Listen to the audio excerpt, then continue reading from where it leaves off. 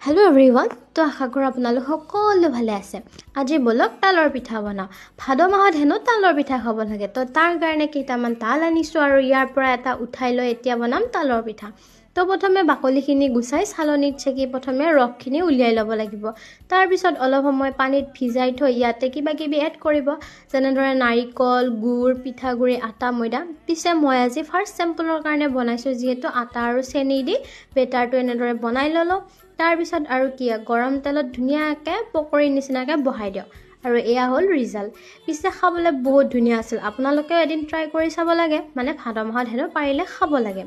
তো এতিয়া খাই লৈ কিনে চাওক কি কৰি আছে